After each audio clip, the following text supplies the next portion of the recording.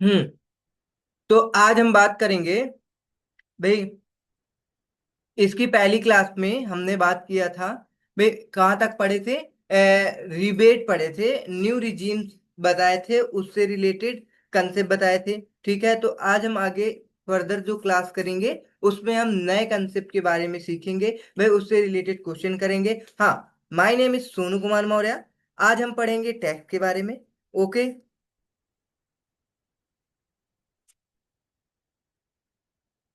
चलो अब हम नया कंसेप्ट पढ़ेंगे जिसमें है आपका सरचार्ज के बारे में। आज हम पढ़ेंगे सरचार्ज। Okay, surcharge.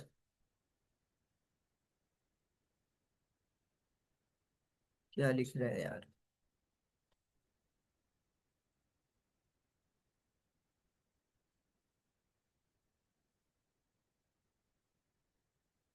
सरचार्ज पढ़ेंगे।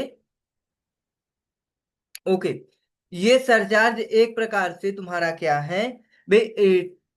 टैक्स लाइबिलिटी ही होती है आपकी। क्या होती है? टैक्स लाइबिलिटी होती है, जो कि अगर किसी पर्सन की इनकम क्या है, बहुत ज्यादा होती है, तो सरचार्ज एप्लीकेबल हो जाता है भाई। मान लो किसी की इनकम बहुत कम है, तो उस पे क्या होता है, स्लैब रेट से टैक्स लगता है। ओके, कोई दिक्कत नहीं है। अब जिनके पास ज्यादा पैसा है, बहुत ज्यादा इनकम है, तो गवर्नमेंट कहती है, हमने एक कंसेप्ट पढ़ा होगा भाई, डायरेक्ट और इनडायरेक्ट टैक्स पढ़े थे, तो उसमें एक कंसेप्ट था डिफरेंस में। क्या था भाई? Regressive and progressive in nature. Regressive and progressive in nature. तो आपको प्रोग्रेसिव इन नेचर बताया गया होगा। जो डायरेक्ट टैक्स होता है वो क्या होता है? प्रोग्रेसिव इन नेचर होता है।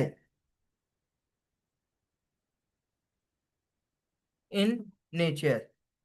तो प्रोग्रेसिव इन नेचर का मतलब आज आपको समझ में आ जाएगा। देखो, प्रोग्रेसिव इन नेचर क्यों होता है? क्योंकि देखो, किसी की इनकम मान लो 10 लाख है, 20 लाख है, 25 लाख है, तो अगर नॉर्मल ऐसी इनकम है, तो उसको क्या होता है भाई? स्लैब रेट से टैक्स लायबिलिटी पे करना पड़ता है।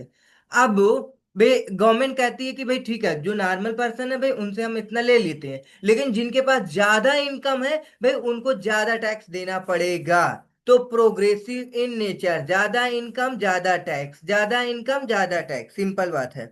तो यहाँ पे एक सरचार्ज आया है जिसका लिमिट है भाई, यदि किसी की इनकम 50 लाख से एक्सीड कर जाती है, 50 लाख से एक्सीड होगी, तो क्या हो जाएगा? इसे अपना क्या देना पड़ेगा? सरचार्ज देना पड़ेगा। अब ये सरचार्ज कब लगता है, इसकी कंडीशंस भाई पढ़ाएंगे। उसके बाद क्या पढ़ाएंगे भाई? उससे रिलेटेड बहुत सारी चीजें हैं, जैसे कि मान लो कि कब लगेगा सरचार्ज। सबसे पहले आप टैक्स लायबिलिटी निकालते हो स्लैब रेट लगाकर, फिर क्या रिबेट वगैरह और सेस लगाते हो, तो आपका सरचार्ज कब लगेगा? तो एक बात ध्यान रखना भाई, जब आपका स्लैब रेट लगाकर टैक्स लायबिलिटी आती है, तो आपका सरचार्ज लगता है। हमने फॉर्मेट में भी बता करके जब पढ़ाते थे, तो उसमें स्लैब रेट लगाने के बाद जो भी आपकी टैक्स लायबिलिटी आती है, उस टैक्स लायबिलिटी अमाउंट पे क्या लगता है? सरचार्ज लगता है। तो वेरी सिंपल बात है भाई। तो उसके बाद सेस लगता है। तो ये चीज हमको समझाना था। तो सबसे पहले इसका फॉर्मेट समझ लो भाई। हमारा जो स्लैब रेट होता है, सबसे पहले हम स्लैब रेट लगाएंगे। स्लैब रेट लगाने के बाद भाई ये एज पर भाई कौन सा आप क्या फॉलो कर रखे हैं। मान लो आपने ओल्ड रिजीम फॉलो कर रखा है, तो भाई ओल्ड रिजीम की स्लैब लगाएंगे, या आपने न्यू रिजीम फॉलो कर रखा है तो न्यू रिजीम की स्लैब रेट लगाएंगे। जैसे ही स्लैब रेट के द्वारा आपका फाइनल अमाउंट आ जाता है, ठीक है ना, टोटल हो जाता है इसका। टोटल होने के बाद आप क्या लगाएंगे? सरचार्ज ऐड कर देंगे इसमें। सरचार्ज लग जाएगा। जो भी ये टोटल अमाउंट आएगा आपका, ये टोटल है, तो इस टोटल का जितना भी अमाउंट आएगा, इसमें मान लो जो भी 10% है, 15% है, अकॉर्डिंग टू भाई भाई ये क्या है, अगर आपकी मान लो 50 लाख से ऊपर है, 1 करोड़ से कम है, 50 लाख से ऊपर है, 1 करोड़ से नीचे है आपकी इनकम, तो आपको 10% लगेगा। भाई अगर आपका 1 करोड़ से एबव है, more than 1 crore plus below 2 crore, तो आपको 15% सरचार्ज लगेगा। तो इसीलिए कह रहे हैं कि भाई 15%, फिर आपका आएगा 25%, फिर 37%। तो ऐसे आपका सरचार्ज का अभी बताएंगे, उसकी भी एक क्या है भाई लिमिट है। तो अभी समझ लो कि जितना भी रेट होगा, बस ये टोटल अमाउंट का परसेंटेज लगा देंगे, जितना आएगा फिर इसे टोटल कर लेंगे। टोटल करने के बाद फिर आप ऐड करोगे, क्या ऐड करोगे भाई, अगर वो क्या बोलते हैं रिबेट वगैरह है तो पहले ही ले लोगे। रिबेट है तो सरचार्ज लगेगी नहीं, क्योंकि वो इनकम आपकी बिल्कुल कम होती है तभी रिबेट मिलता है। ओल्ड रिजीम के अकॉर्डिंग 5 लाख, न्यू रिजीम के अकॉर्डिंग भाई 7 लाख। ठीक है ना। फिर उसके आगे हम बात करेंगे क्या है भाई। हाँ अब हम रिबेट पढ़े तो अब हम सरचार्ज जान लिए कि भाई जब किसी की इनकम ज्यादा होती है तो क्या लगता है, सरचार्ज लगता है। सरचार्ज लगाने के बाद जितना भी टोटल आएगा, हम क्या लगाएंगे, सेस लगाएंगे 4% के रेट से। भाई जो भी ये टोटल अमाउंट आएगा, इस पे 4%, टोटल अमाउंट पे क्या आएगा, 4% सरचार्ज लगेगा। ये लो,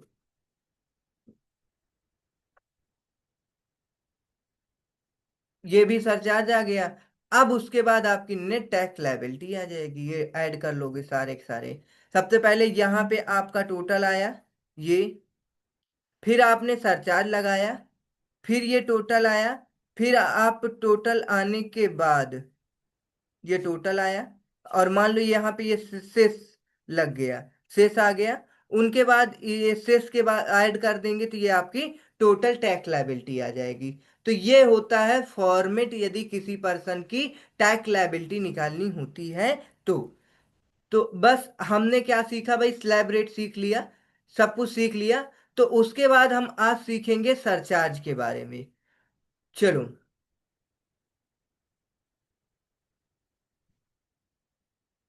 सिंपल, सरचार्ज का स्लैब लगाएंगे।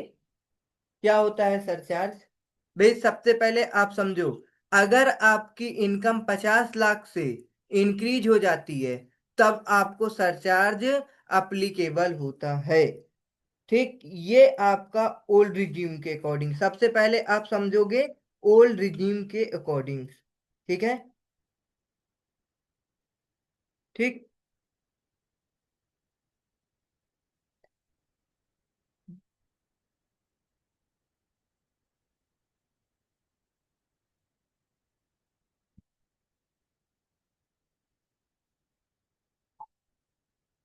तो अगर total income does not exceed 50 lakh, अगर किसी पर्सन की total income does not exceed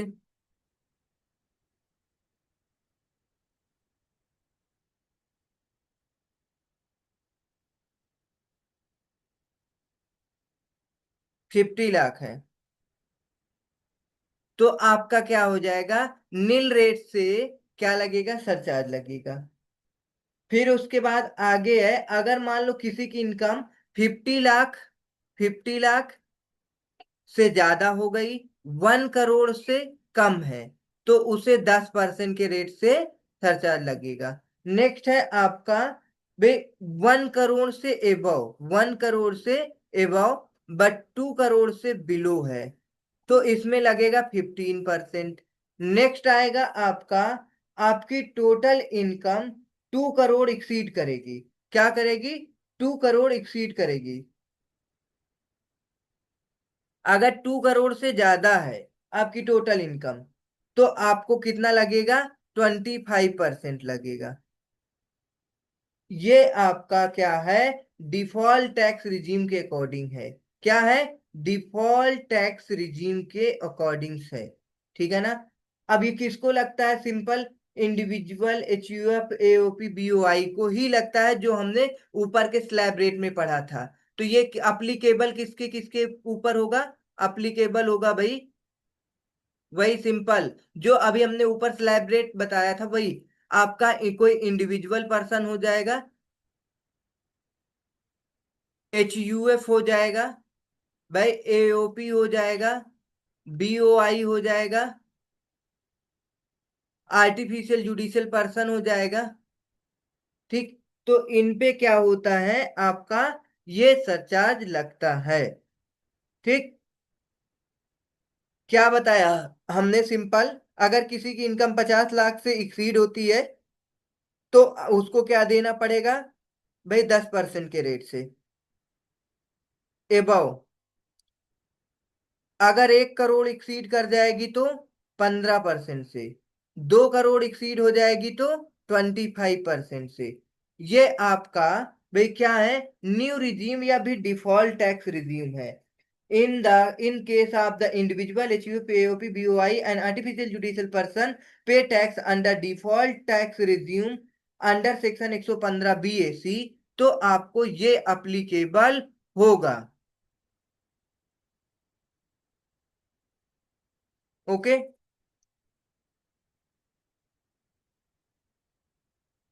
ये किसके लिए है, न्यू रिजीम के लिए है, याद रखना, न्यू रिजीम।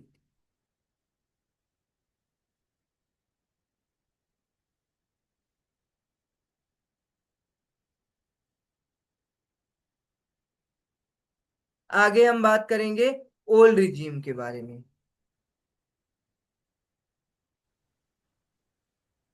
एक एग्जांपल आगे करते हैं इससे रिलेटेड।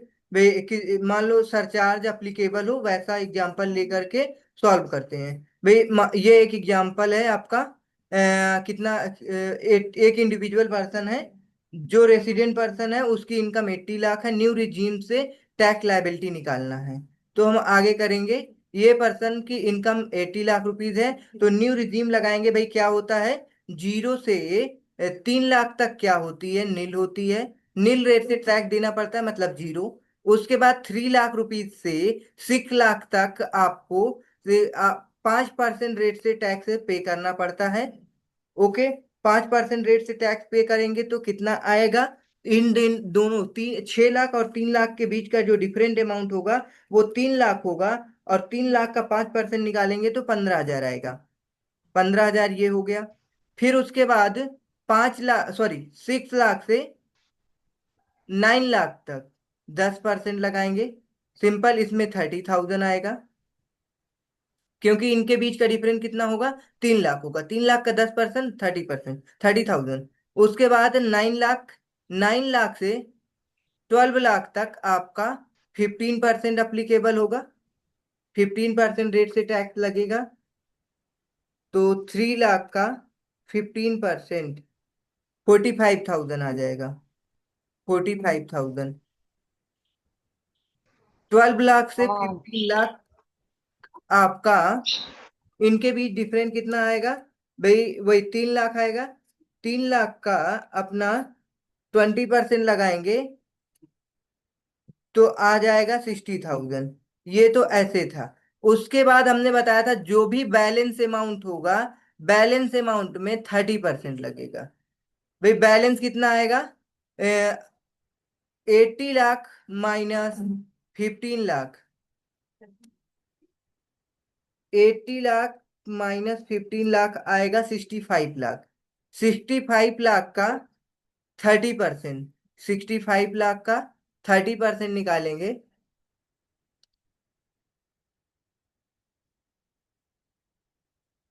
आपका आ जाएगा 19,50,000। 19,50,000 टोटल करेंगे, 60,000 ऐड कर देंगे, प्लस 30,000 ऐड कर देंगे। 60,000, 30,000, 45,000 एक आपका है, एक आपका 15,000। तो टोटल आएगा 21 लाख रुपीज आ जाएगा, 21 लाख रुपीज आ जाएगा।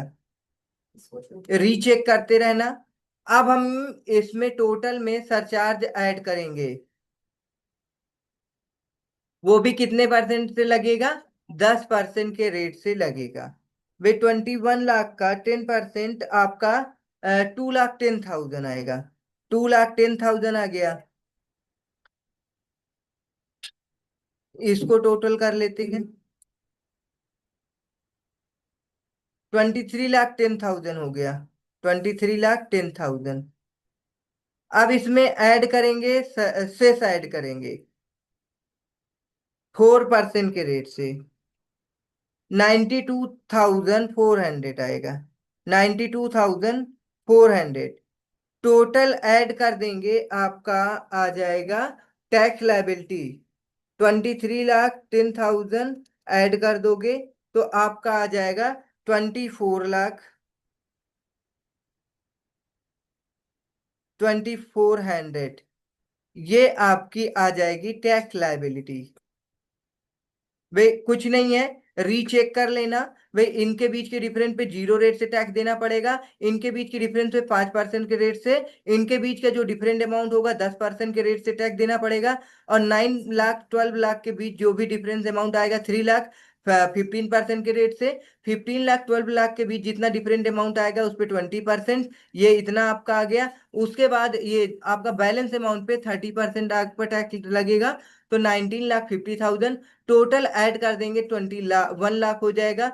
सरचार्ज ऐड कर दिए भाई 2,10,000, आ जाएगा 23,10,000। सेस ऐड कर देंगे, आपका आ जाएगा 24,24,100। ओके।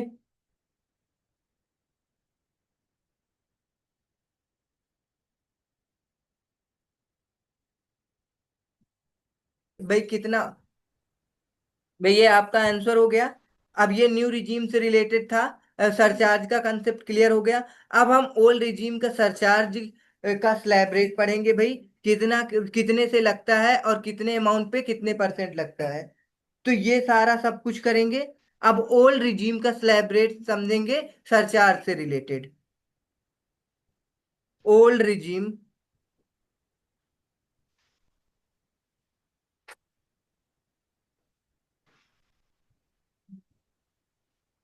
सरचार्ज रेट क्या होता है भाई।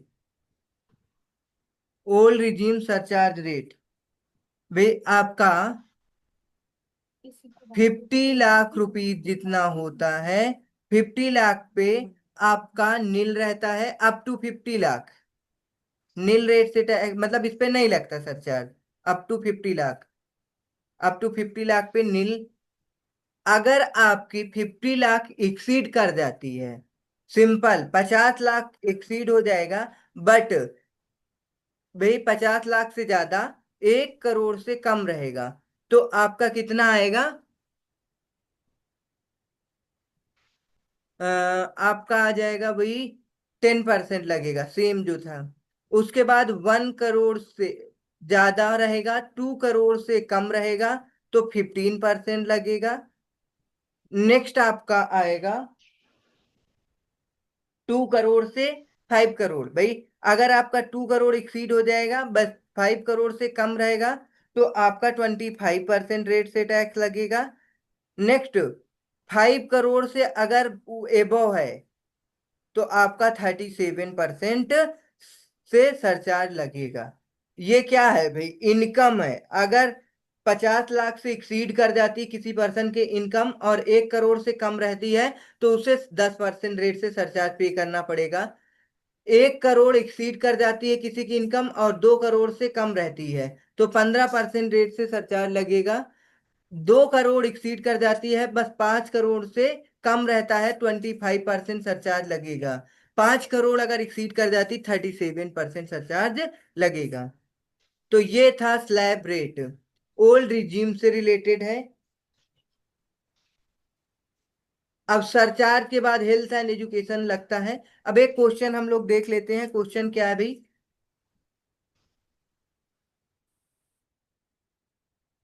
तो सर, हाँ बेटा बोलो। वो 1 मिनट इसके पहले का खोल लीजिए। अच्छा इसके पहले की स्लाइड, ओके ये है देख लो। ठीक है। हो क्वेश्चन गया देख। सर, चेंज कर दीजिए। हाँ, क्वेश्चन आपका, मान लो किसी की इनकम, चलो सेम क्वेश्चन देते हैं। ये कोई इंडिविजुअल पर्सन है जो रेसिडेंट है, उसकी इनकम है 80 लाख रुपीज। आपको निकालना है टैक्स लायबिलिटी।